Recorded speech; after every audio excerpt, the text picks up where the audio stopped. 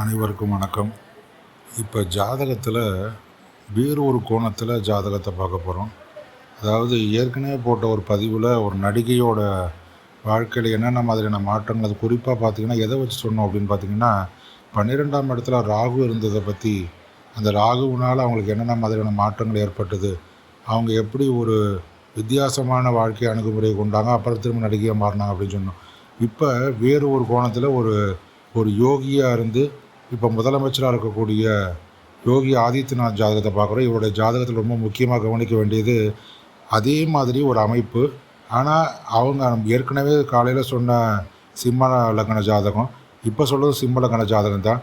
அந்த சிம்ம லக்ன ஜாதகத்தில் பார்த்திங்கன்னா ராகு 12ஆம் இடத்துல கடகத்தில் இருந்ததுனால அவங்க வாழ்க்கை எப்படி மாறிச்சு, சிற்றின்பங்களில் எவ்வளோ நாட்டம் கொண்டாங்க அப்படிங்கிற மாதிரிலாம் பார்த்தோம். இப்போ நம்ம பார்க்குறோம் அதே கடக லக்னத்தில் 12ஆம் இடத்துல கேது இருந்தார்னா என்ன ஆகும் அப்படின்னு சொன்னால் அவர் ஒரு யோகி ஆகிடுச்சு அப்படின்னு சொல்லலாம். எப்போதுமே 12ஆம் இடத்துல ராகு இருந்தார்னா அவங்கள ஒரு சிற்றின்ப வேட்கை அதிகமாகி அதில் மிக அதிகமாக ஈடுபடக்கூடிய தன்மையை காமிச்சது அப்படின்னு சொல்லலாம். அதே மாதிரி அதே 12ஆம் இடத்துல சிம்ம லக்னக்காரங்களுக்கு 12ஆம் இடம் கடகம், அதில் கேது இருந்தார்னா அவர் ஒரு ஞானி ஆக்கிடுச்சு.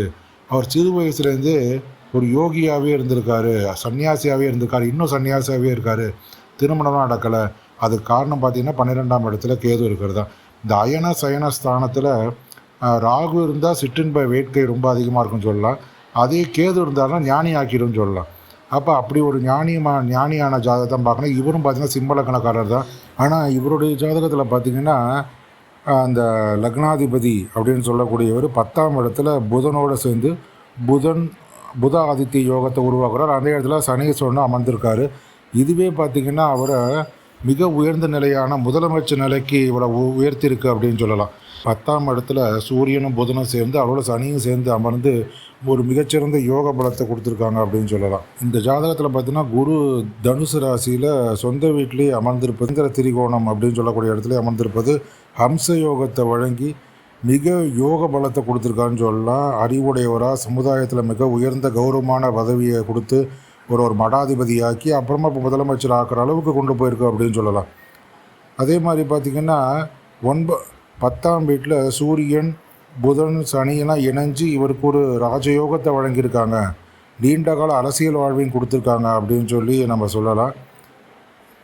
அதே மாதிரி ஜாதகத்தில் பார்த்திங்கன்னா தர்ம கர்மாதிபதி யோகம் 9ஆம் வீடான மேஷத்தோடைய அதிபதியான செவ்வாவும் 10ஆம் வீடான ரிஷபத்தோடைய அதிபதியான சுக்கிரனும் சேர்ந்து 11ஆம் வீட்டில் இணைஞ்சு அமர்ந்திருப்பது இவங்களுக்கு ஒரு ராஜயோகத்தை வழங்கியிருக்கு அப்படின்னு சொல்லலாம். இதுதான் உங்களுக்கு தர்ம கர்மாதிபதி யோகம் அப்படின்னு கூட சொல்லலாம். அவங்களுக்கு இவர் ஒரு துறவியாக இருக்கிறதுனால, மாநிலத்தோட முதலமைச்சராகவும் ஆனதுனால அவர் கண்டிப்பான தன்மையோடு ஒரு வழி நடத்திக்கிட்டு வர்றார் அப்படின்னு கூட சொல்லலாம். இப்போ நம்ம ஜாதகத்திலே ஒரு நேர் எதிர் நிலையை பார்க்குறோம் பாருங்கள். காலையில் பார்த்த ஒரு ஜாதகத்தில் நடிகையோட ஜாதகம் 12ஆம் இடத்துல ராகு இருந்து அவங்கள எப்படி மாற்றிச்சு அப்படின்னு சொல்லி பார்த்தோம். அதே பார்த்திங்கன்னா இவர் பார்த்திங்கன்னா அதே அவன் முன்னால் பார்த்தது சிம்ம லக்னம், இப்போ பார்க்குறது சிம்ம லக்னம்.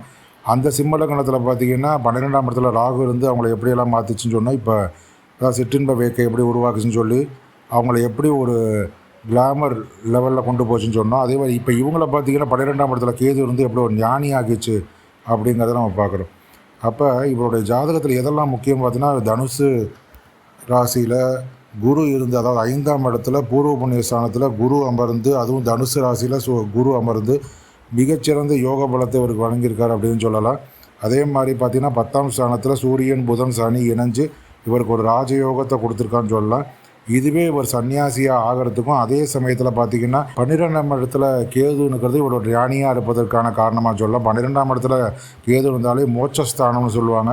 அடுத்த ஜென்மத்தில் ஒன்றும் இல்லாமல் மோட்சம் அடைவாங்க அப்படின்னு சொல்லுவாங்க. ஆனால் கண்டிப்பாக அதுக்கான முயற்சிகள்லாம் செய்யணும். அவர் செஞ்சுக்கிட்டு தான் இருக்காருன்னு சொல்லணும்.